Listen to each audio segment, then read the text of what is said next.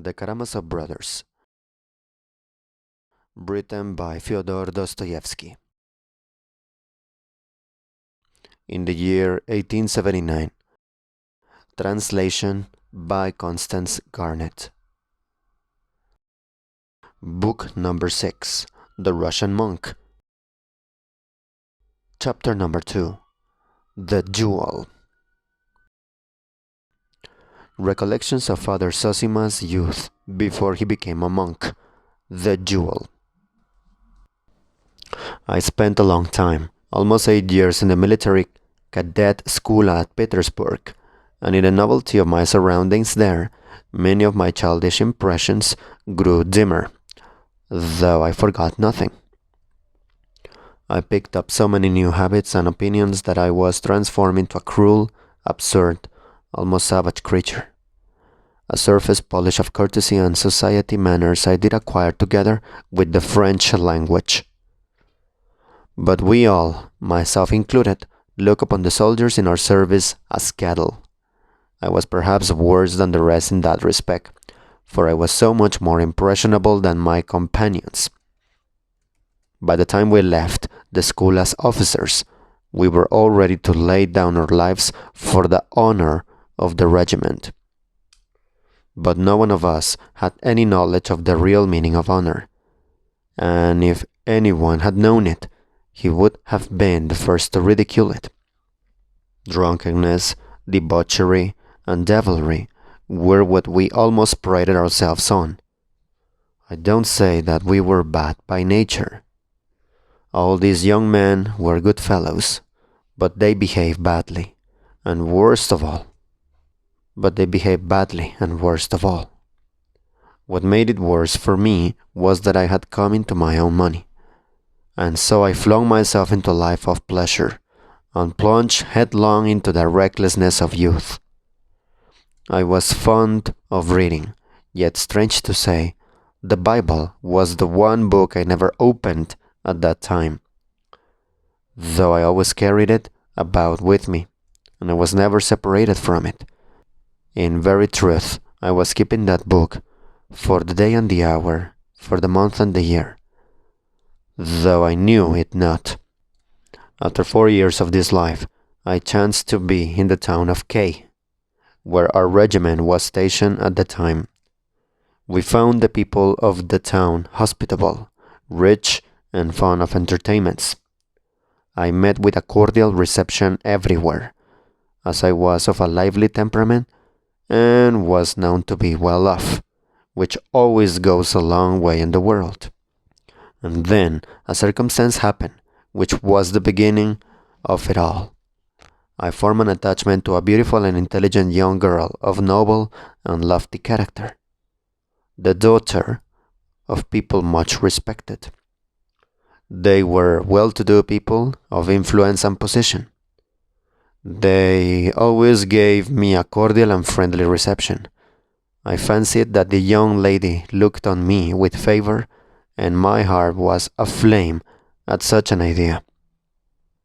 Later on, I saw and fully realized that I perhaps was not so passionately in love with her at all, but only recognized the elevation of her mind and character, which I could not indeed have helped doing. I was prevented, however, from making her an offer at the time by my selfishness. I was loath to part with the allurements of my free and licentious bachelor life in the heyday of my youth, and with my pockets full of money.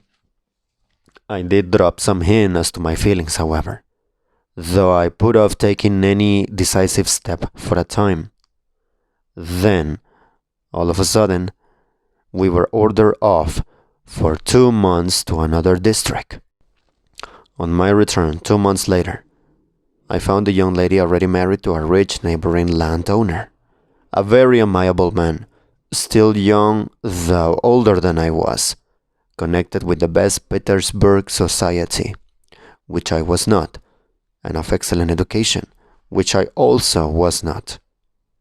I was so overwhelmed at this unexpected circumstance that my mind was positively clouded. The worst of it all was that, As I learned then, the young landowner had been a long while betrothed to her, and I had met him indeed many times in her house. But blinded by my conceit, I had noticed nothing, and this particularly mortified me. Almost everybody had known about it, while I knew nothing. I was filled with sudden, irrepressible fury. With flushed face, I began recalling how often I had been on the point of declaring my love to her, and as she had not attempted to stop me or to warn me, she must, I concluded, have been laughing at me all the time. Later on, of course, I reflected and remembered that she had been very far from laughing at me. On the contrary, she used to turn off any love-making on my part with a jest and begin talking of other subjects. But at that moment I was incapable of reflecting and was all eagerness for revenge. I am honestly surprised to remember that my wrath and revengeful feelings were extremely repugnant to my own nature. For being of an easy temper, I found it difficult to be angry with anyone for long, and so I had to work myself up artificially and became at last revolting and absurd. I waited for an opportunity and succeeded in insulting my rival in the presence of a large company. I insulted him on a perfectly extraneous pretext, jeering at his opinion upon an important public event. It was in the year 1826, and my jeer was, so people said, clever and effective. Note of the translator. Note of the translator. Probably the public event was the Cabri's plot against the Tsar of December 1825, in which the most distinguished men in Russia were concerned. With that clarified, let us continue.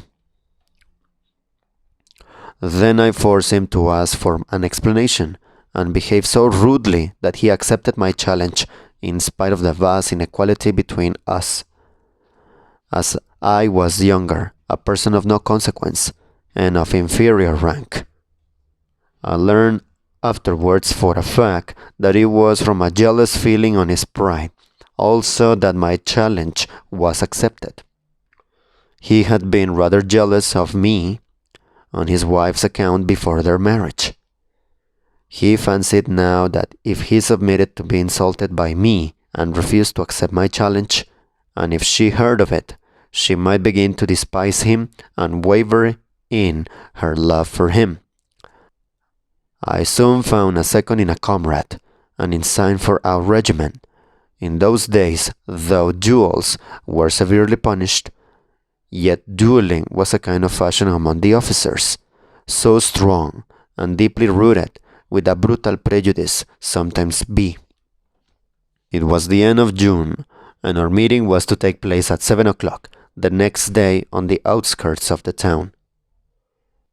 And then something happened that, in very truth, was the turning point of my life.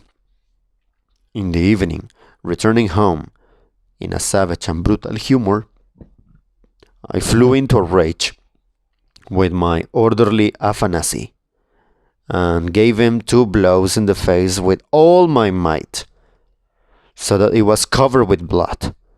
He had not long been in my service, and I had struck him before, but never with such ferocious cruelty. And believe me, though it's 40 years ago, I recall it now with shame and pain. I went to bed and slept for about 3 hours. When I waked up, the day was breaking. I got up. I did not want to sleep anymore. I went to the window, opened it. It looked out upon the garden. I saw the sun rising. It was warm and beautiful. The birds were singing.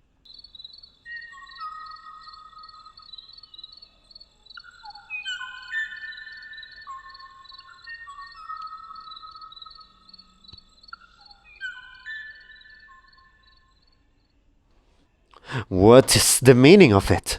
I thought. I feel in my heart as if it were something vile and shameful. Is it because I'm going to shed blood? No, I thought. I feel it's not that. Can it be that I'm afraid of death? Afraid of being killed? No, that's not it. That's not it at all. And all at once I knew what it was. It was because I had beaten Afanasy the evening before. It all rose before my mind. It all was, as it were, repeated over again. He stood before me, and I was beating him straight on the face, and he was holding his arms stiffly down, his head erect, his eyes fixed upon me, as though on parade.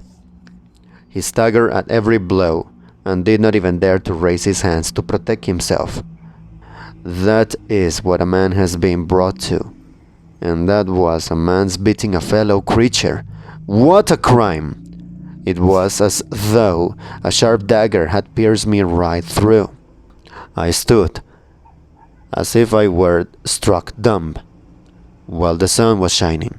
The leaves were rejoicing, and the birds were trilling the praise of God. I hid my face in my hands, fell on my bed, and broke into a storm of tears. And then I remember my brother Markel, and what he said on his deathbed to his servants. My dear ones, why do you wait on me? Why do you love me? Am I worth your waiting on me? Yes, am I worth it? Flashed through my mind. After all, what am I worth? That another man, a fellow creature, made in the likeness and image of God, should serve me? For the first time in my life, this question forced itself upon me. He had said, Mother, my little heart, in truth we are each responsible to all for all. It is only that men don't know this. If they knew it, the world would be a paradise at once.